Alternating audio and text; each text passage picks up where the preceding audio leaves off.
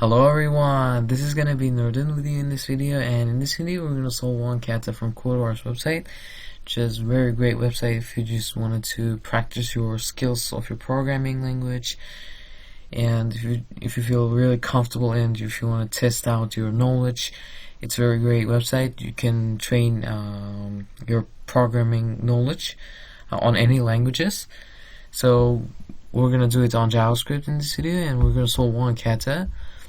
And it's 6Q, and we solve a lot of katas actually. If you haven't watched my previous videos, I have a playlist called Codewars Challenges on my YouTube channel, so you can go there and watch some other videos as well if you like. And if you like my video, don't forget to give thumbs up, and if you're new in our YouTube channel, don't forget to subscribe. So if you're ready, let's get started. So the level of the kata is 6Q. Kata means challenge, and Q is a level. It goes from 8 to 1Q. So it's saying that delete occurrences of an element if it occurs more than n times.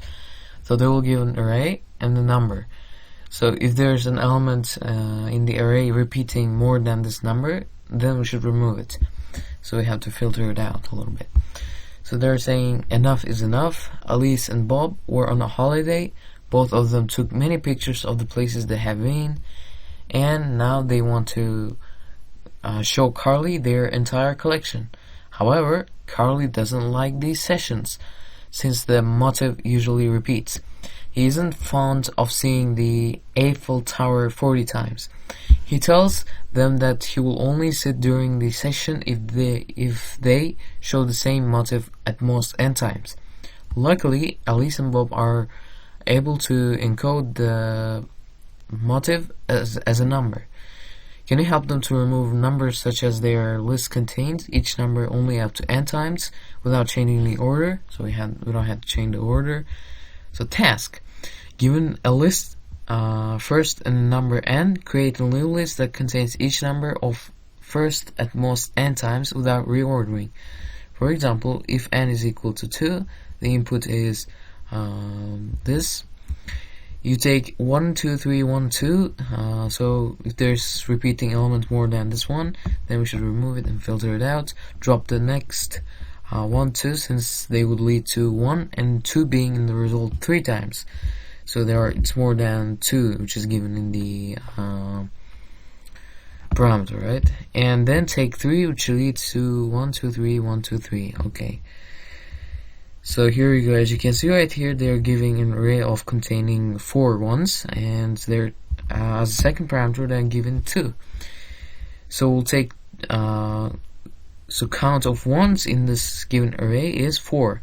So we'll take the 2 of them because here's 2, right?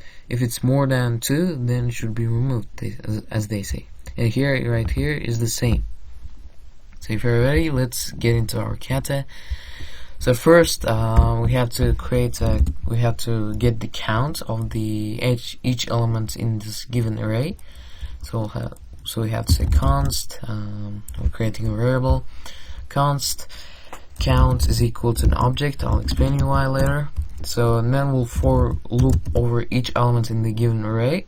So we'll say const num of array.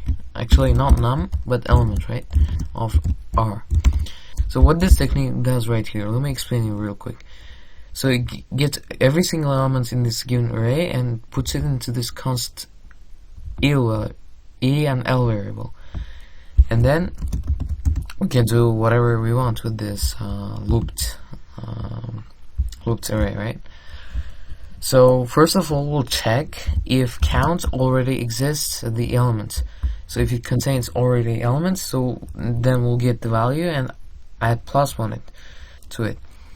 So let's check for that. So if count L, so it will return true if this count includes elements right here. Otherwise false. So if so, then we'll get the value count element will be equal to count element its value added +1 to it. So +1. So why? Because if there's an element, we have to add +1 to it, right? Otherwise we can't get the count. So otherwise then we'll get the count element. We'll create a new element basically in this given object. Not given, but we are creating it ourselves, right? So then we'll assign it to 1. Why? Because there will not be any elements matching this element right here, right? In this count. So that's why we have to assign it to 1 first, and then if it appears next time, then we'll add 1 to its value. So and then we'll check if count element, this right here, returns the value which is passed in right here, 1 or whatever the value is. So it will return the value. So if that element's value is less than or equal to n, then we have to actually create a new empty array. So we'll call it ans, shortcut of answer, right? So that will be equal to an empty array.